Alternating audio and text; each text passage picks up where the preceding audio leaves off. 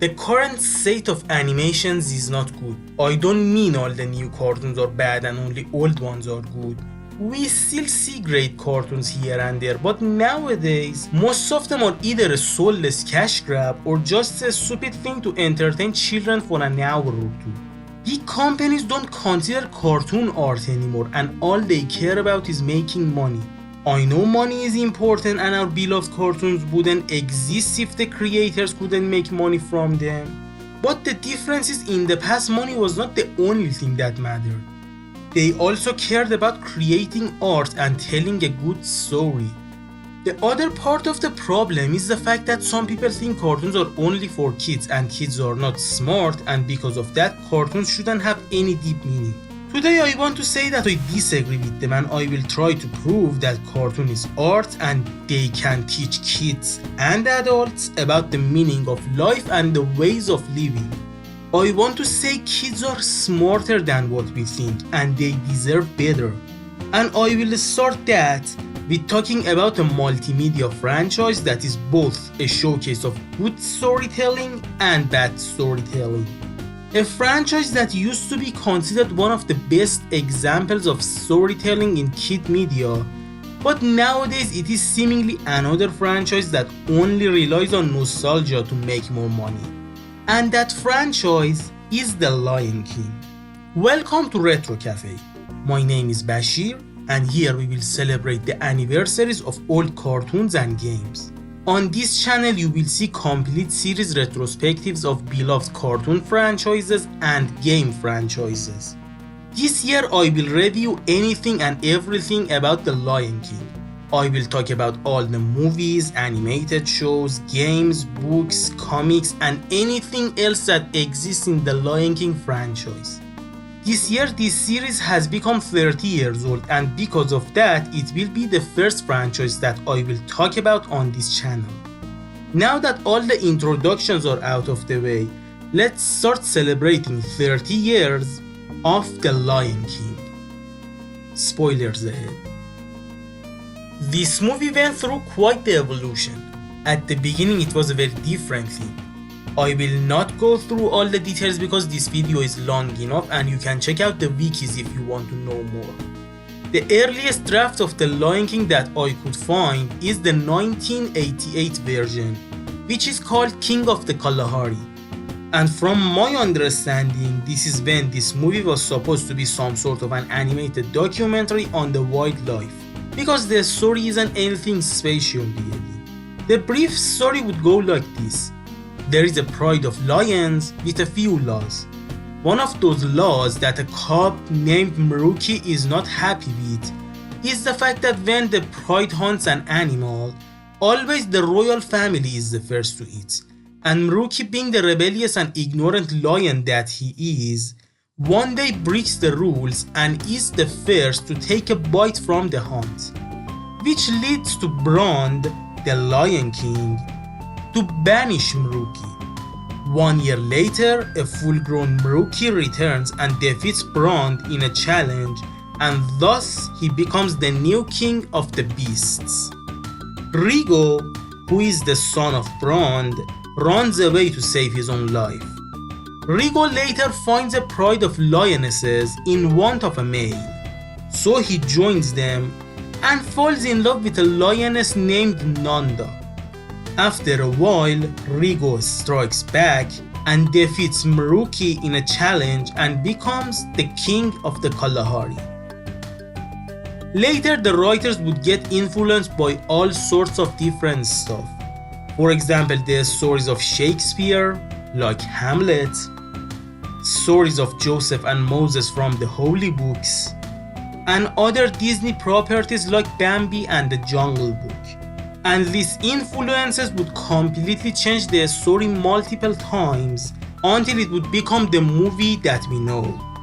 Throughout 1989 and 1990, both the script and the name of the project changed many times. From King of the Kalahari to King of the Jungle to the Lion King to King of the Beasts, different ideas were used. First, the story was about Simba getting separated from his pride as a kid. and he will live with Quashi the baboon and Mabu the mongoose for a while, and this will lead to a series of misadventures. The villain would be a jackal named Ndogo, and Simba would get reunited with his pride after defeating him. In the next draft, the story would become a little bit similar to the finalized version, but still different. In this version, Scar is twice the size of Mufasa and isn't related to him. This Scar also isn't as smart as the Scar that we know. The role of the smart villain is given to a hyena named Banagi. Scar is actually a rogue lion, and the hyenas suggest him to defeat Mufasa in a challenge to become the new king. And Scar actually succeeds in doing so. But another difference is that this happens when Simba is almost an adult and his self-banishment is much shorter. When Simba is not around, Nala is seemingly romantically attracted to Scar for a while, until Scar turns out to be an abusive one and Nala runs away and finds Simba. Simba alongside his friends try to attack Scar, but because of his huge size and strength, they will rely on strategy and luck to defeat him. In the next draft, there are a lot of small changes, but the big change is that Scar now has the same size as his finalized version, and Simba would defeat Scar on his own. There are different names for different drafts of this movie, but the most used name is King of the Jungle. And since 1991, it was the main name of the project and almost became the final name of the movie. Until they chose the Lion King, because lions don't live in jungle actually. In the earlier version of this draft, Simba was supposed to be a lazy and undeserving prince, and it was either his nature or the result of Scar's manipulations after Mufasa's death. But they changed their mind because that would make Simba an unlikable character. Nala's name was Nadra instead, and she had a brother named Mitu. Scar would lure Mitu in the stampede instead, and Simba would head into the stampede to save Mitu, but he fails and Mufasa would end up saving both of them and he wouldn't die. Scar would instead kill Mufasa with his own hands or the help of the hyenas. There are other differences as well. The later drafts are almost the same as the finalized film, with a few differences that I will mention during the video. As the sun rises, we see all the animals of a land named the Pride Land moving toward the goal, each species doing it in their own way. Their goal being a rock that looks like a giant throne named the Pride Rock. Mufasa the Lion King standing on it with a serious face. A hornbill named Zazu flying toward him. Then he lands in front of King Mufasa, bowing to his majesty. Mufasa's cold look turns into a friendly one with a smile. Animals make way for an old baboon named Rafiki to cross. He climbs the Pride Rock and gives Mufasa a hug. Mufasa goes back to the cave in the Pride Rock next to his wife Srabi, holding their newborn son Simba in her paws. Rafiki picks up Simba and goes to the edge of Pride Rock in front of all the animals. This opening scene is so impressive that it was used as the trailer of the movie. This opening alone is all that is needed to convince people to watch the movie. I believe the reason is that almost everything about this movie can be seen in this opening. The first thing that we see is the style of the movie. This animation shows how beautiful nature is. This beauty is something that a live action can't capture. I have never in my life seen a sunrise as beautiful as this one. Looking at these few seconds of animation always makes me feel better. For just a few seconds, I will forget all the stressful moments of my life and feel like a kid again. But what you see is not the only thing. The other thing that makes this opening special is what you hear. That iconic music is something that I will never forget. Each time I see a sunrise, I hear this song. That shows how memorable the song is. After the sunrise, we see the animals and we can see how their movement is both expressive and realistic at the same time. We can also know some of the characters here. We can see how majestic Mufasa is, how loyal Zazu is, how friendly Rafiki is. We see how lovely the royal family is. We can see how much they love each other. And we can see how much respect people of this kingdom have for their kings.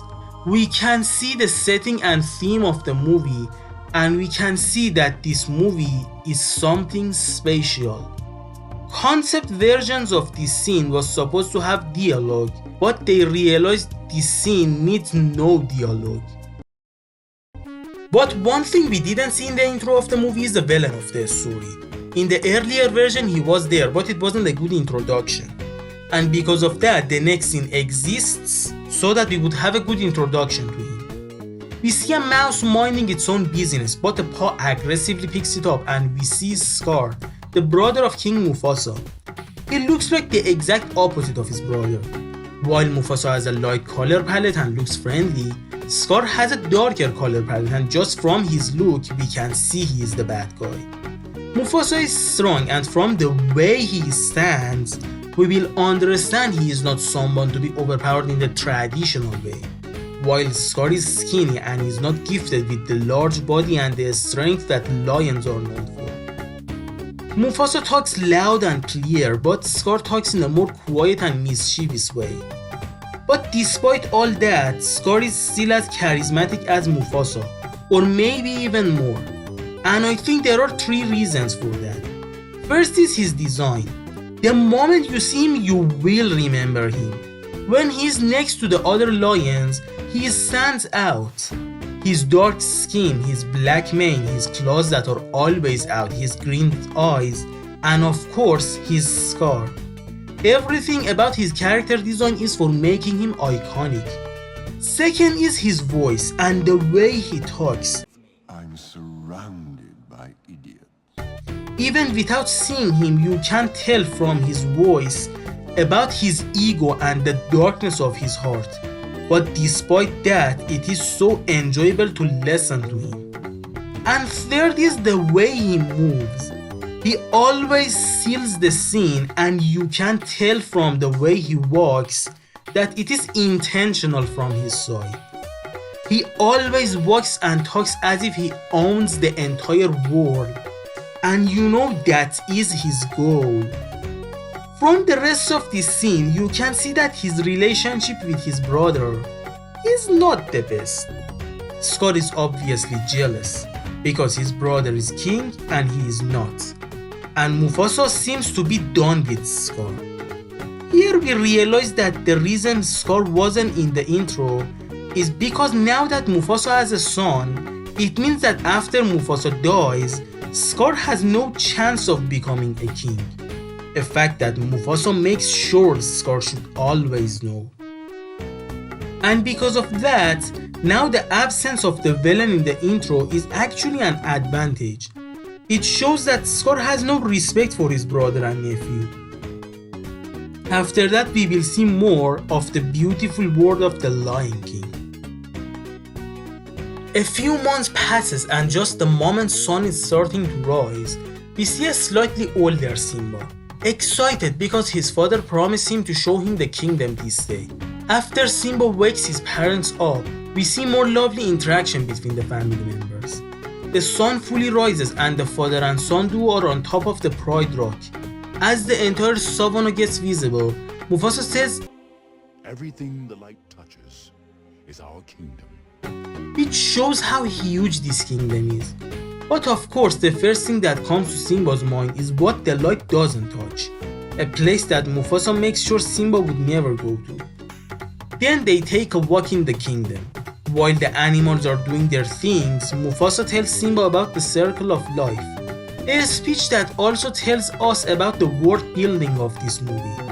You may wonder, why do the animals have so much respect for the lions when they are the ones that kill and eat them? Well, according to Mufasa, when the lions die, their body will slowly turn into the grass, and an antelope eats the grass, and then another lion eats the antelope, and the other lion would turn into grass when it dies, and the cycle continues. And the Lion King has the responsibility to make sure the cycle continues. Then Zazu shows up to do his job of reporting everything that happens in the kingdom. While Zazu is doing his report, Simba is trying to pounce on a bug, which catches Mufasa's attention. He suggests his son to pounce on Zazu instead, an act that shows the more playful sides of the king. One successful pouncing later, Mufasa gets informed about the hyenas in the kingdom. So he tells Zazu to lead Simba back to the Pride Rock while he deals with the hyenas. Back at Pride Rock, we see Scar's brooding being interrupted by Simba, who is really excited to talk about what his father told him. Here we can see the dynamic of Scar and Simba, or at least what Scar wants Simba to believe is their dynamic. To Simba, Scar is a person who doesn't seem to care about anybody but himself, but deep down in his heart he is a good and caring person. Of course, just from Scar's body language, we, the audience, know that Scar is a bad person. But Simba is just a kid, and in his happy world, his dear uncle just prefers to be alone, and if it seems that he has a bad manner, he doesn't really mean it. Scar manipulates Simba to make him to go to the exact place Mufasa told him to avoid. Of course, he doesn't directly say it, but he knows when you tell something to a kid multiple times, that kid would do exactly the thing that they are told to avoid. Then we see Simba reaching his best friend, Nala, who is in the middle of being bathed by her mother, Serafina. Simba tells Nala about this great place that he wants them to check out. Of course, he will tell their mothers that it is just a safe place, while making sure Nala knows they are going to a lot cooler place. But it doesn't go according to the plan because Zazu has to be with them as well. Now Simba and Nala has to find a way to get rid of Zazu, but how? With a musical scene, of course. Zazu is trying to teach Simba about the traditions, but with the music, Simba tells Zazu that he doesn't like traditions, and when he becomes king, he will get rid of them. And other stuff that shows that Simba is still young and unexperienced, and at the moment, all he knows about being a king is that everyone will do everything he will say.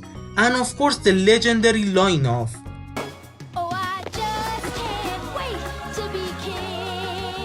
I should mention that usually in the musical moments, all the realism of the movie is thrown out of the window in order to make a wacky and magical scene for entertainment reasons.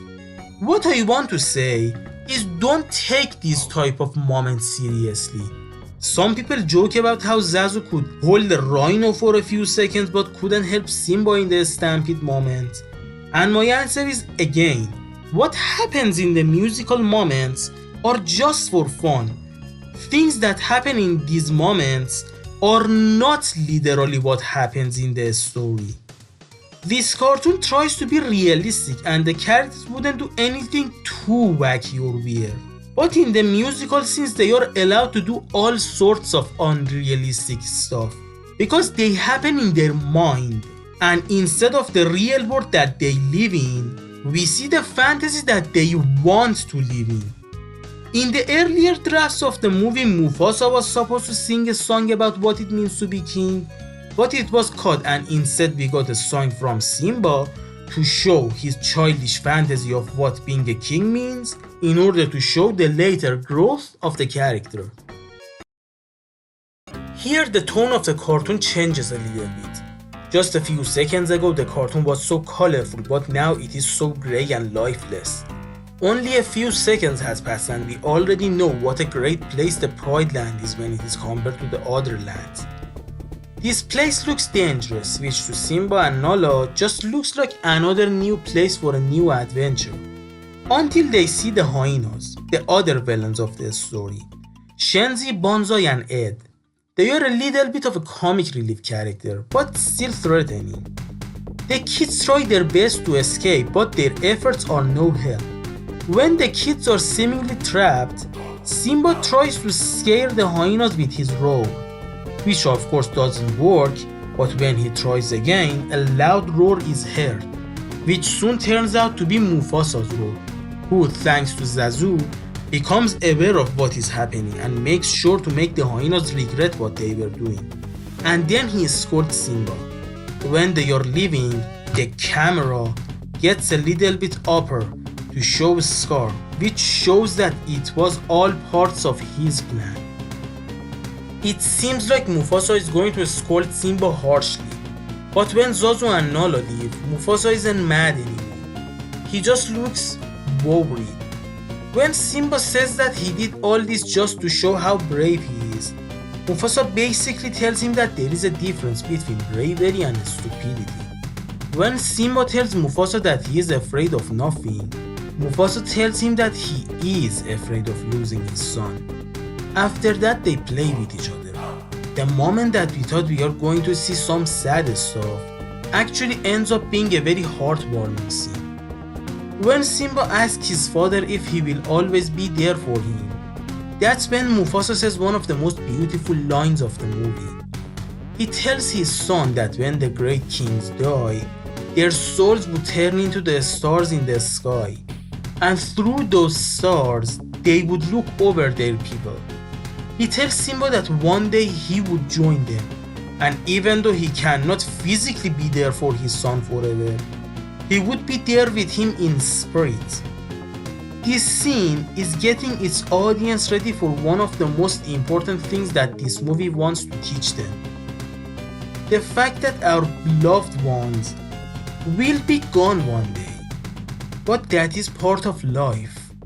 Yeah, it is sad, but their memories will be with us and their souls will be in a better place.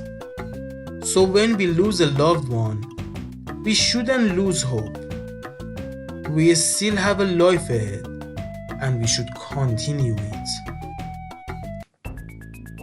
This is another iconic scene of this movie. We see more of the hyenas' home. This place looks evil. The dark grey color of the place combined with the green fires makes you feel uneasy. Here it gets 100% confirmed that the hyenas are working for Scar, for the price of food of course. We can also see the dynamic between Scar and the hyenas. What Scar thinks about the hyenas is obvious. To him they are just tools. He has no respect for them. And even if it seems that he respects them a little bit, it's a lie. He just promises them that by being his minions they would never stay hungry again, so that he could use them to reach the throne. Which makes the hyenas a little bit sympathetic. Because while the lions are living in a perfect place, the hyenas are living in a terrible place and just a basic need, like food, has become a dream. A very sad reality about the world that we are living in.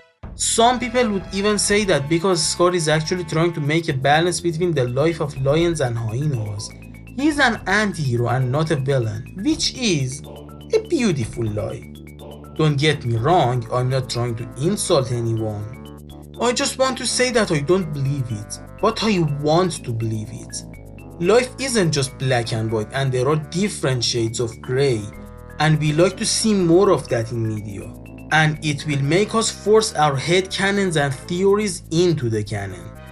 When I was a teenager, I used to believe that Scar is actually a hero and Mufasa is a secret villain, because Scar has a great design, and a good design, at least in my opinion, is one of the essentials of making the audience care for a character. And some of us want excuses for our love for a character, because just liking a character for its design is kinda lame. I would love to see an alternate universe to The Lion King, in which these theories that we have made would become a reality in it. I want a story that would make Scar a great character. A story in which Scar is a victim of circumstances. A story in which Scar means well and all the evil stuff that he does are sacrifices that he is willing to make in order to make a better future for everyone. But as far as the canon stories go, Scar is just a normal villain. And it pains me to say it, but that is the reality. And if you are not satisfied with it, there are a lot of fan fictions and fan comics that would go above and beyond what official stories would do. What the hyenas think about Scar is a little bit complicated. Like, I still can't tell how they feel about Scar. They kinda consider him a friend, but they also consider him their boss. They kinda have respect for him, but they also make fun of him sometimes and tell him that he is not important. They say that he is one of them, which is both a very friendly and a very insulting thing to say to him at the same time. Like I said, I am not sure what exactly do they think of him. Here comes another great musical moment. We heard our protagonist singing, and now it's the turn of the antagonist. This one is evil but also majestic and beautiful. I just love the way he walks through the fires that have the same green color of his eyes. I love how sometimes he stands in a pose so serious that you do not want to mess around with him. But also sometimes he dances and makes goofy faces. He's having so much fun and I am all here for it. His singing voice is again evil and majestic. He sings about how he will reach power and how he will make a new era and how anyone who follows him would have a good life. At the end of the scene, with his power of singing, he would make an earthquake and the floor under his paws will bow to him. And the entire place would shake and reshape itself to become his gigantic throne. And the moon will shine on his new king. And we can see one of the coolest frames of the entire movie. The most fun scene of the movie gets followed by the darkest and most tragic scene of the movie. And also the most expensive one. This scene used CGI technology, which at the time was a new thing, and because of that this scene has been in development for almost the entire production time of the movie. But it was totally worth it because of how realistic the animations look. Most of the animation is hand-drawn, but this is the only part that was animated using computers. This part actually includes 3D animation, and it took a long while for animating and scripting so that the animals wouldn't collide with each other. This is the moment that changes everything. This is what made this cartoon special. The reason that people consider this movie a masterpiece is probably this scene. This is why I recommend this cartoon to everyone, even people who hate cartoons because they are just for kids.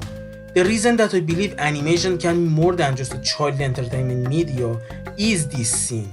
It all starts with another look at this beautiful world. Then it cuts to Scar spending time with his dear nephew. Here we can see what kind of a manipulative mastermind Scar is. He is the one who planned the elephant graveyard disaster, but Simba doesn't know that. Scar tells Simba that everyone knows about his mistake, which is of course a lie, but what does poor Simba know? Scar tells Simba to wait in the valley while Scar brings him a surprise to die for. He also suggests him to work on that roar of his while he is waiting. When Scar leaves, Simba starts to roar in order to scare a chameleon. His first attempts are not successful, but the moment that Simba makes a loud enough sound, Scar sends a signal to the hyenas so that they would attack the buffaloes that are above the valley, and because of that they would start running into the valley, and it would make Simba think that his own roar has started a stampede. The mood of the movie changes suddenly. Before this, the movie has been overall fun and happy. Yeah, the elephant graveyard was a little bit serious, but now it is horrifying. The moment the stampede starts, a serious and stressful music can be heard. Camera zooms into Simba's horrified face. Now you can definitely tell that something really bad is going to happen. While Simba is running for his dear life, Scar tells Mufasa that his son is in danger. When it seems that all hope is lost for young Simba, his father comes to the rescue. Here, the love of a father for his children is portrayed beautifully. Mufasa does everything to save his son. You could sometimes twist your mind and look at some parts of this series to believe that Mufasa is not a very good person. But one thing that you cannot prove wrong is that he is an amazing father. From the beginning of the movie, he has been a wise and understanding father, always teaching him good lessons and spending enough time with him. And he never gets mad at his son. And now he willingly does the most dangerous of things to keep his own son safe. He manages to put Simba in a safe place, but not himself. Simba desperately looks into the crowd to see if his father is okay. When Mufasa jumps out of the stampede, Simba climbs the valley under the false assumption that his father is safe now. Here, the tragedy happens. Mufasa begs his brother for help, but Scar does the exact opposite. Long live the king.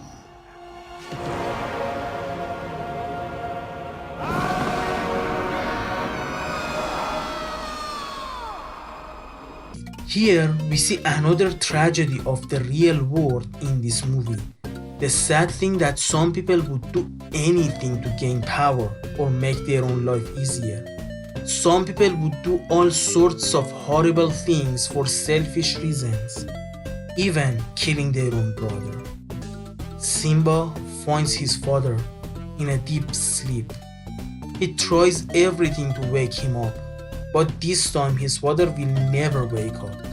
Simba puts himself under his father's paw, being in his embrace for one last time, crying.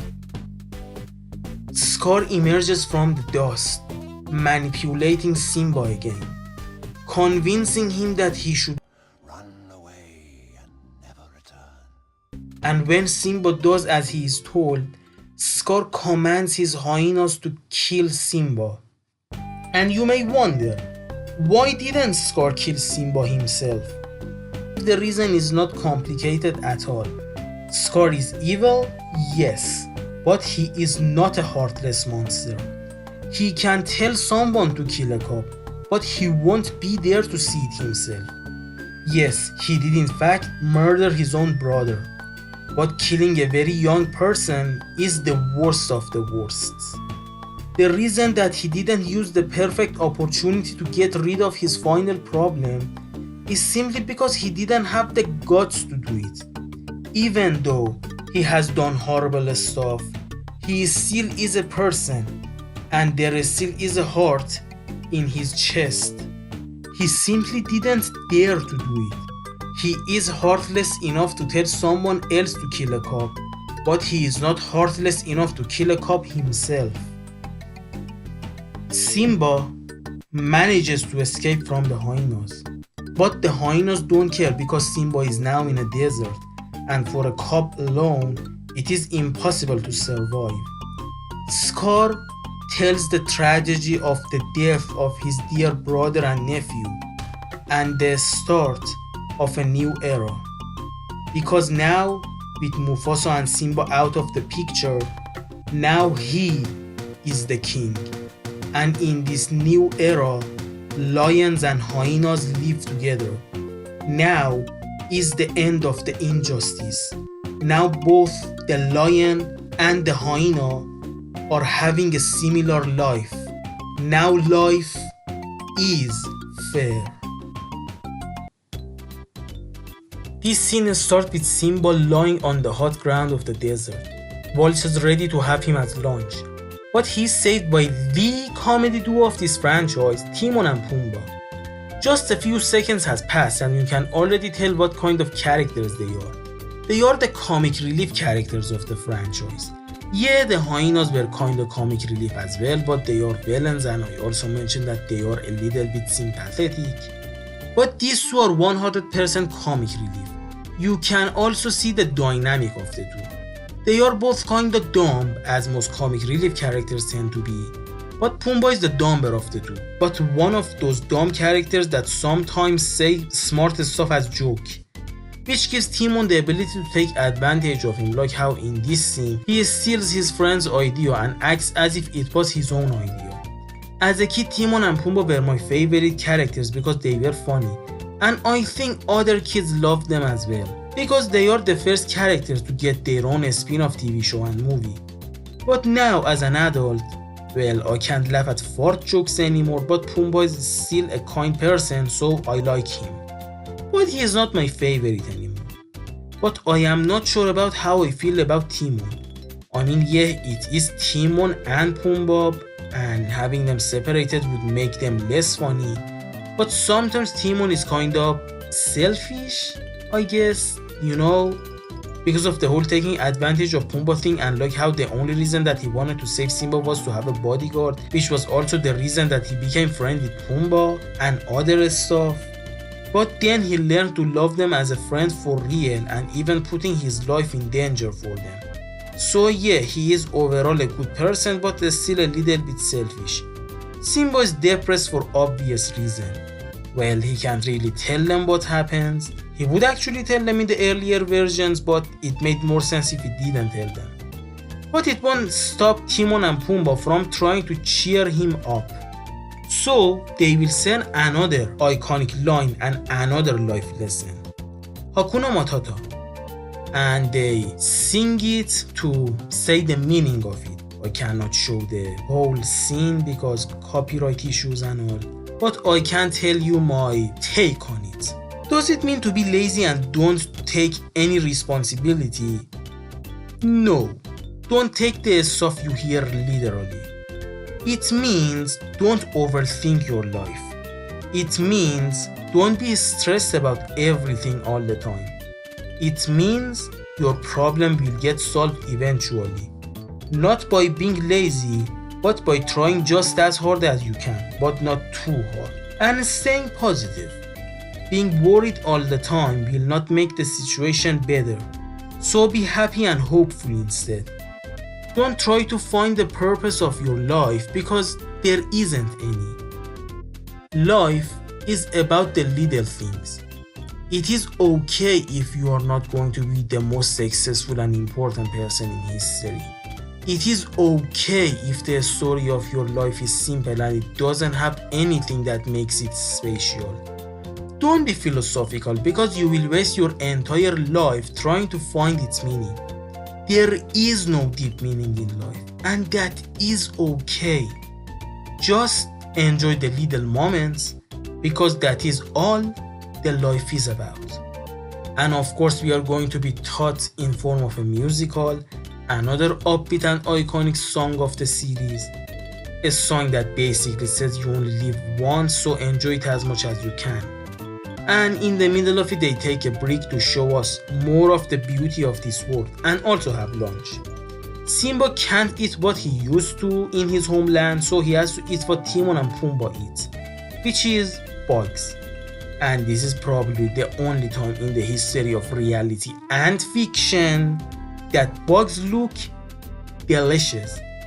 Each time I see Timon and Pumbaa eat, I become hungry, which is weird because bugs in real life look disgusting. The fact that this movie makes the things that I hate lovable shows what a great style it has. During the musical, time passes and Simba becomes an adult. Now we can see what has happened to the Pride Land after the time that has passed.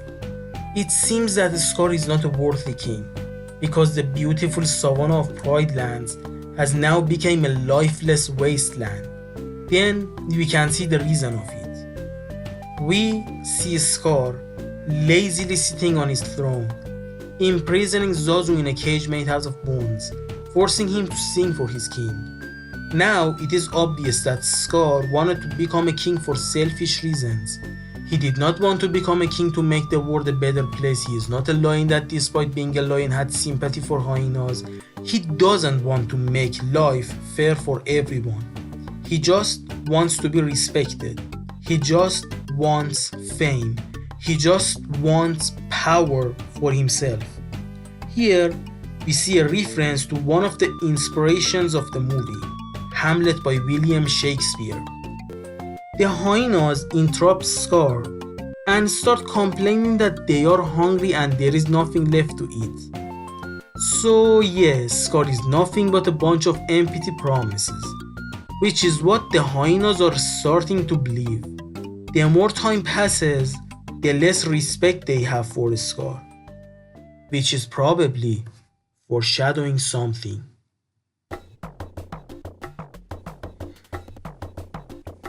Back to Simba, we take another look at the beautiful jungle.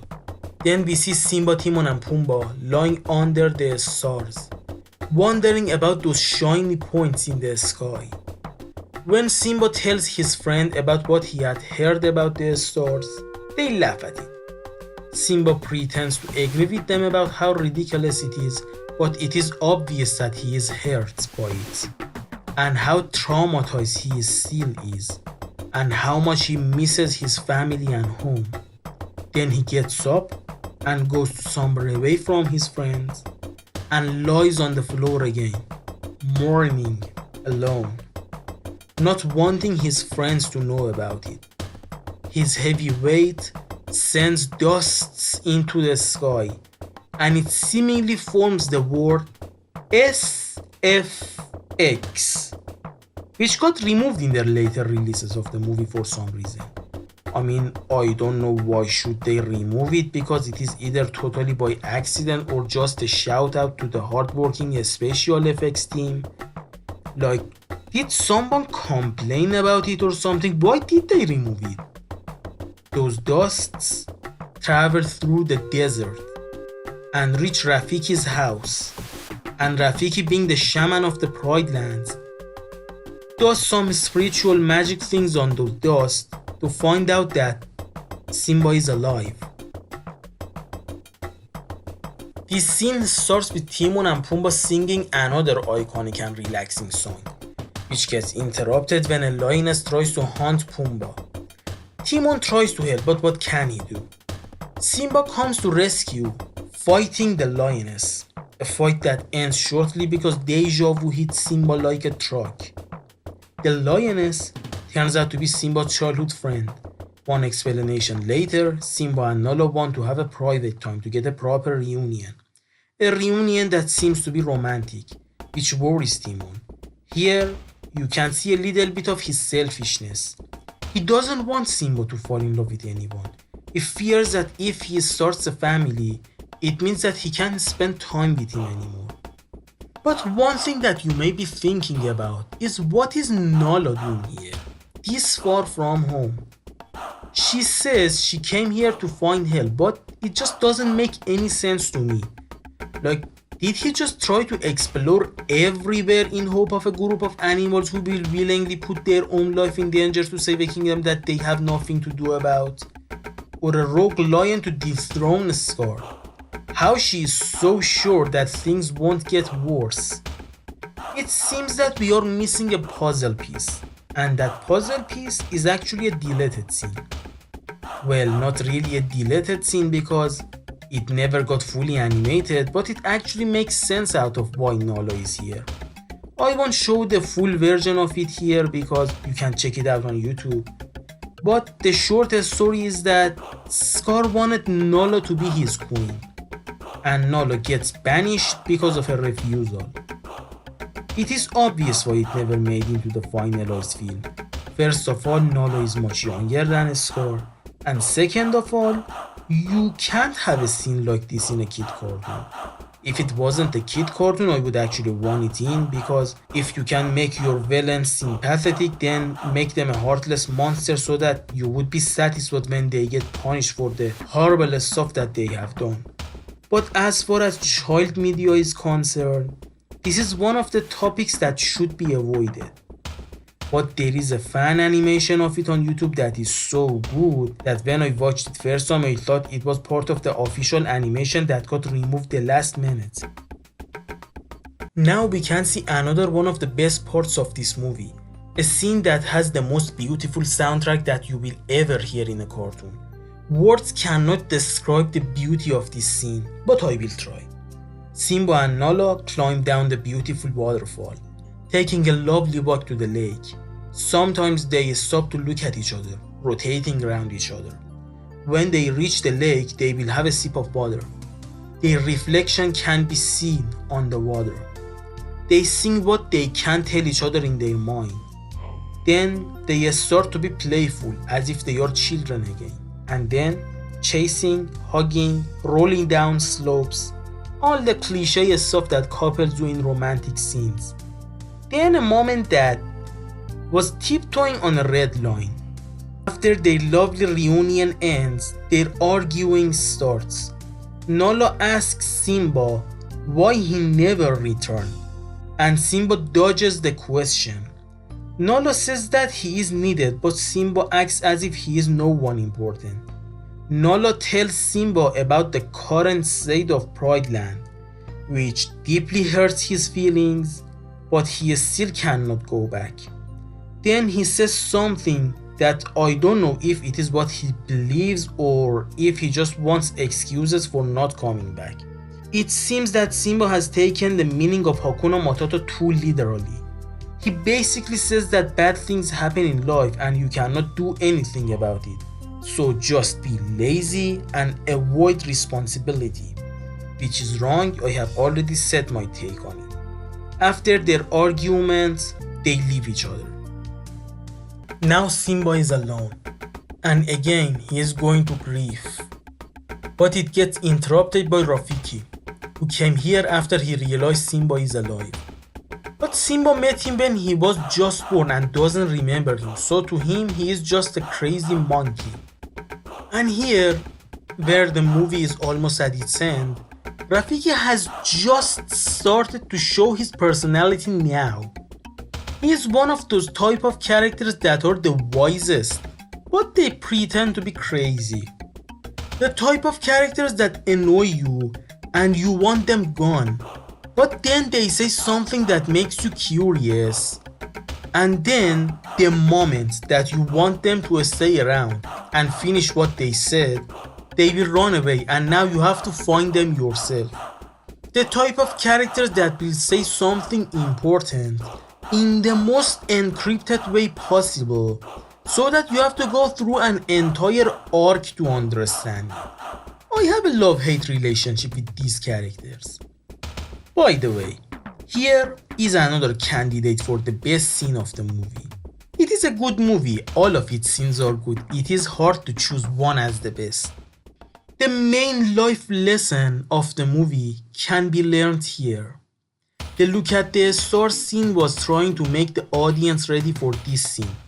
Rafiki tells Simba that his father is alive, which makes Simba desperately follow Rafiki.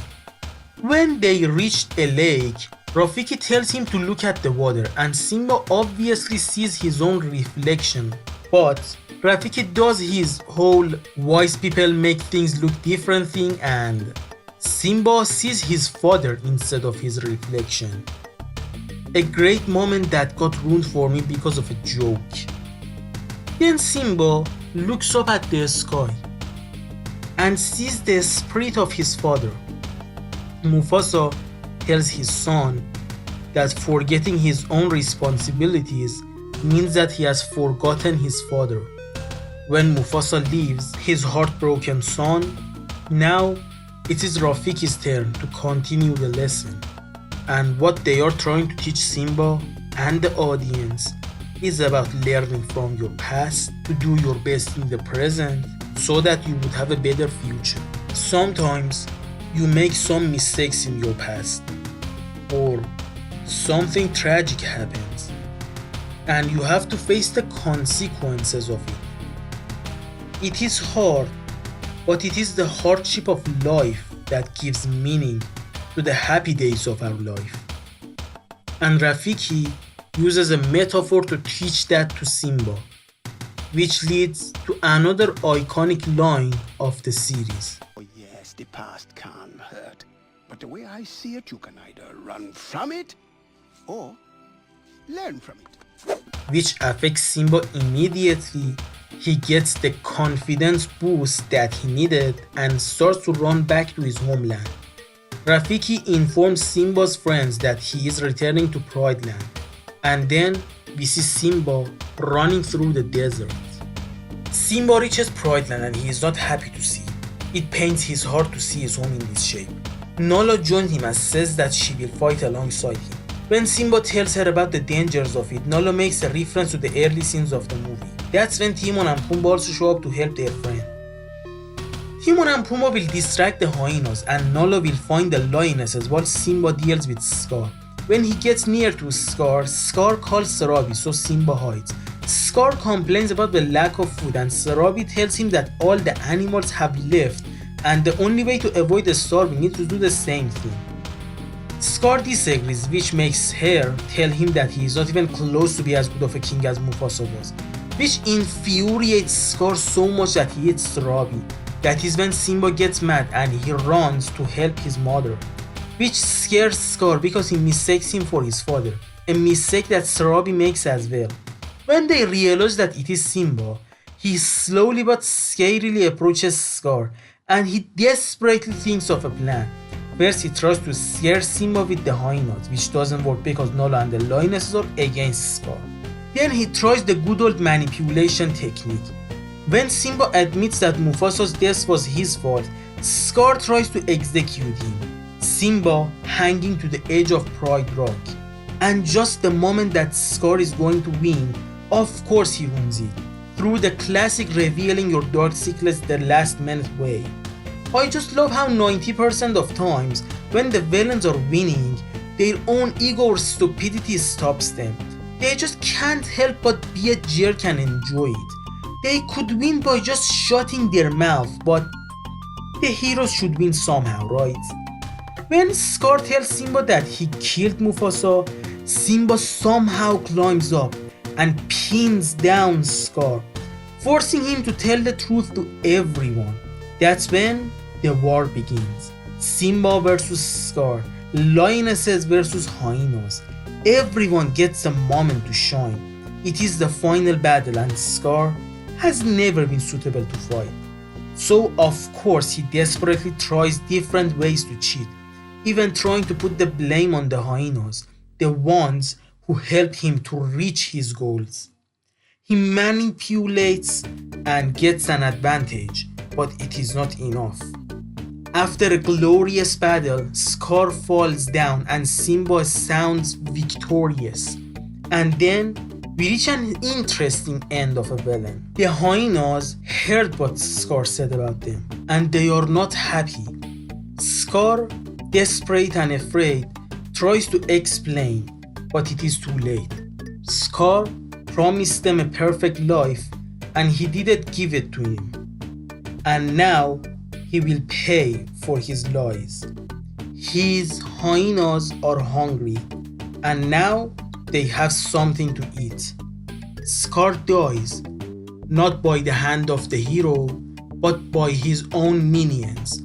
He could still have allies, but again, he and his big mouth was the final nail on the coffin. I would have actually preferred the way he died in the concept version of the movie. In the old version, Scar would have used his manipulation skills to win the fight. Simba would fall down but survive, and Scar would be laughing while he is burning in fire, which is kinda cool. But I am conflicted on the finalized version. On one hand, it is one of the most interesting ways for a villain to die. On the other hand, it kinda makes Scar pathetic. Let me explain. We have two versions of Scar in this movie. The first version is the Scar from the first half of the movie. A villain that, despite having a simple backstory and motivation, is still a great villain, and he has a great design, and he is charismatic, and he has so much fun being evil that you can't help but love him. And also, he's one of the few villains that actually wins. He wanted to get rid of his brother and nephew to become a king, and he succeeded. The second version of Scar is the one from the second half of the movie. Now that he has reached his goals, the writers now don't have anything special to do with him. Now Scar is just a lazy and unworthy king. All he can do is whining, and he cannot do anything on his own. One of the coolest villains is now just a generic one. I want to consider Scar a great villain, and I am happy that a lot of lists of best Disney villains and even villains in general include Scar. But sometimes I feel like we are all lying to ourselves. Scar is one of my favorite fictional characters ever, but my love for him is because of his design and his potential.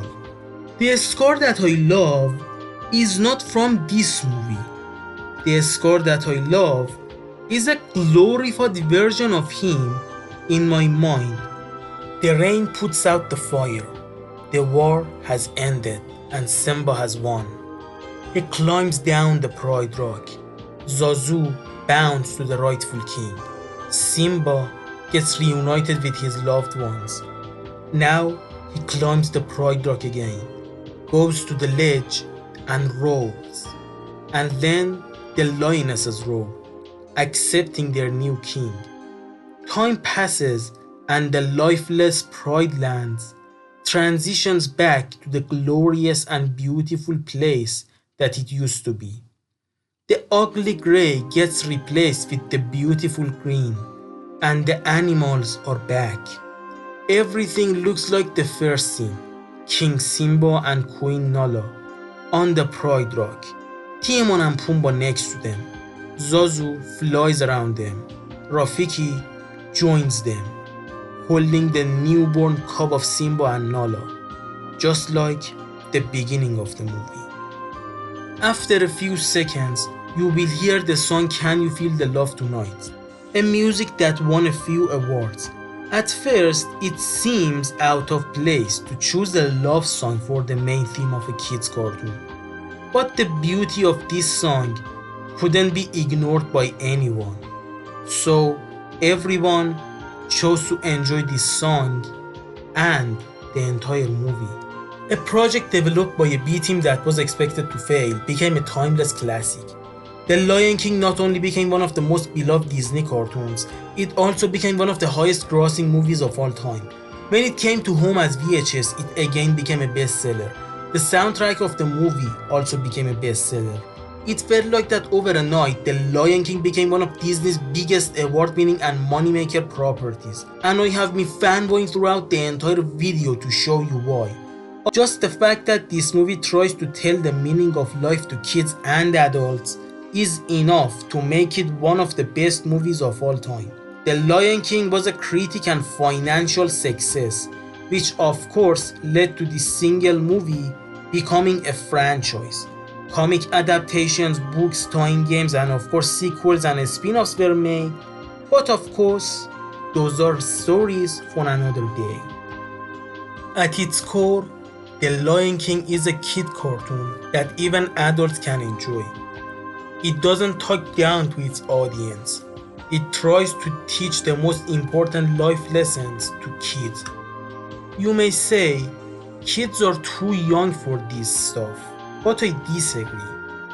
The current state of world is the result of what people have been told as a kid. When they are young, they were promised a perfect life. They think when they grow up, they will have everything they wanted. And then they grew up and realized that life is not perfect. And because of that, they become evil. They are so heartbroken that they start ruining other people's lives. They sacrifice the happiness of other people for their own happiness. And that can be fixed. Changing as a kid is much easier than changing as an adult. And that's why we should tell kids some of the realities of life. We should teach them that life isn't going to be perfect. They should become ready for when they will lose someone dear to them.